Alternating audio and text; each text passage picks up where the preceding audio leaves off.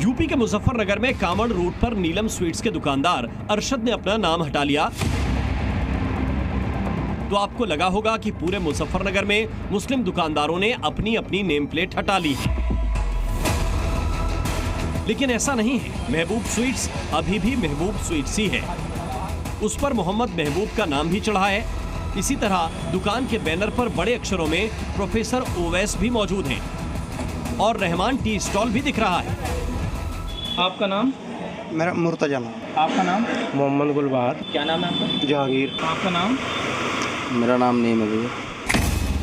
अब इनसे मिलिए, ये फैज हैं, ये मुर्तजा, ये नईम, ये गुलबार, ये जहांगीर और ये है रहमान। इन सभी की दुकानें चलती हैं, लेकिन सुप्रीम कोर्ट के आदेश के बाद भी दुकानों से अपना असली नाम नहीं हटा रहे।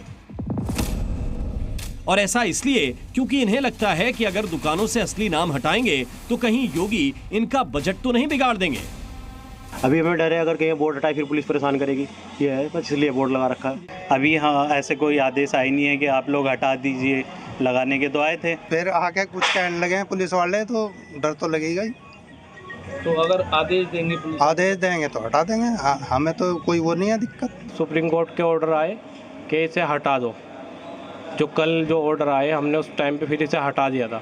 फिर दूसरी बार में अब एसएचओ साहब की गाड़ी आई, उन्होंने बोला कि इसे लगाओ, तो हमने फिर दोबारा से लगा दिया। उनका जो ड्राइवर था उन्होंने कहा कि इसे दोबारा से लगाओ, फिर हमने दोबारा से लगाया। तो यही दबाव बना रही है कि इसे लगा के रखो तुम। मैंने उन्हें बोला भी, मगर जब सबने हटा दिया सर तो हम भी हटा दें। उन्होंने कहा कि इसे तुम्हें लगा के रखना पड़ेगा। जब वो कहेंगे आके फिर हटा देंगे। कौन कहेगा? तो पुलिस वाले परेशान करो जा दो ना। किसके कहने पे आपने लगाई? पुलिस वाले आए थे हमारे पास। क्या कहते? लोगों भाई बोर्ड लगाइयो, नहीं तो दुकान बंद करा देंगे इतने। हमने प्रशासन के कहने पे लगाए थे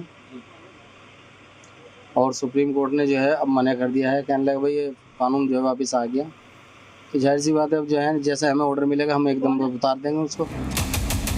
योगी सरकार ने कांवड़ रूट पर दुकानदारों को अपनी दुकानों पर नेम प्लेट लगाने का ऑर्डर दिया था, जिस पर सुप्रीम कोर्ट ने सोमवार को रोक लगा दी। सर्वोच्च न्यायालय ने कहा कि सिर्फ मेन्यू प्लेट दिखाइए, नेम प्लेट लगाने की जरूरत नहीं है। उसके बाद भी मुजफ्फरनगर के कई दुकानदार नेम प्लेट डर की वजह से नहीं हटा रहे हैं।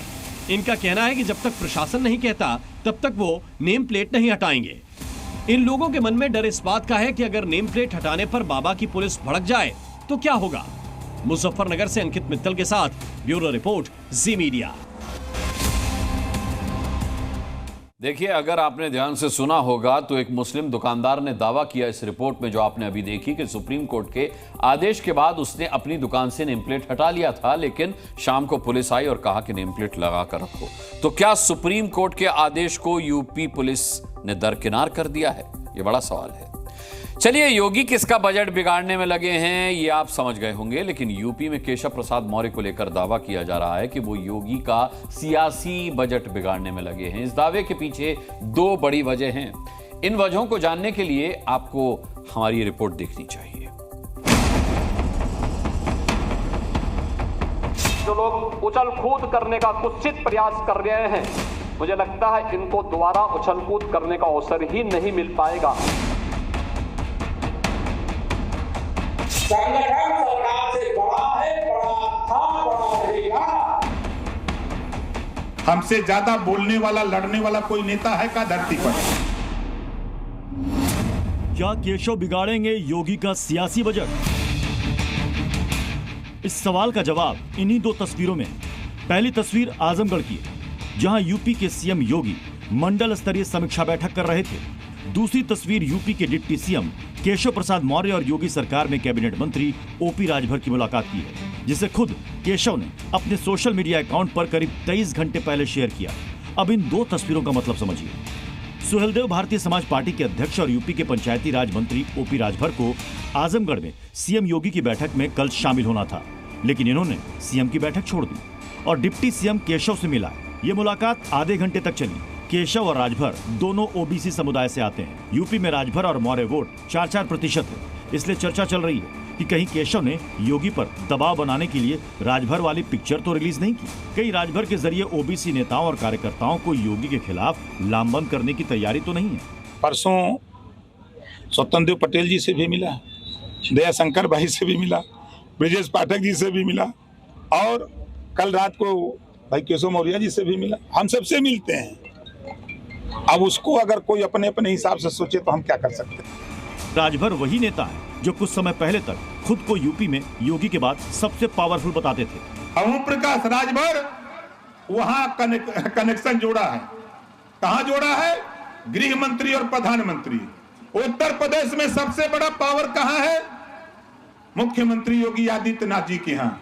कल आपने देखा कि मुख्यमंत्री जी बैठ करके ओम प्रकाश राजभर को शपथ दिला रहे थे। एक पीला गमछा लगा लो, 20-25 रुपए का बाजार में मिलेगा। इस गमछे को लगा के जाओ थाने पर। जब आप थाने पर जाओगे तो तेरी शकल में ओम प्रकाश राजभर दरोगा जी को नजर आएंगे। ये है पावर। पिछले दिनों दिल्ली के चक्कर लगाने के बाद जब केशव प्रसाद मौर्य लखनऊ लौटे तो उन्होंने नियुक्ति और कार्मिक विभाग को एक लेटर लिखा। यह विभाग सीएम योगी के पास ही है। लेटर में डिप्टी सीएम की तरफ से पूछा गया कि सरकारी विभागों में संविदा और आउटसोर्सिंग से मिली नौकरियों में आरक्षण के नियम का पालन कितना हुआ। अब ऐसा सवाल अगर अखिलेश यादव या राहुल गांधी पूछते तो कोई बात नहीं थी, लेकिन एक डिप्टी सीएम का सीएम से सवाल पूछना यूपी सरकार और खास तौर पर बीजेपी की टेंशन बढ़ाने वाला है। ब्यूरो रिपोर्ट, जी मीडिया।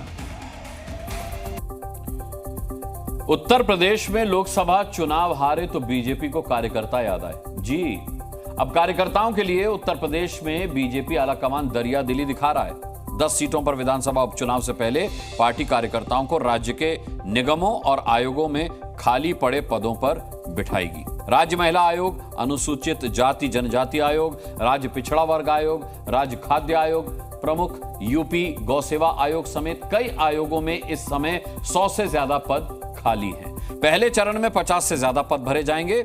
यह सूची जल्दी ही कोर कमेटी की बैठक में रखी जाएगी, जिसके बाद केंद्रीय आलाकमान से मंजूरी के बाद सरकार को सूची भेजकर वहां विभागों से नियुक्तियां कर दी जाएंगी।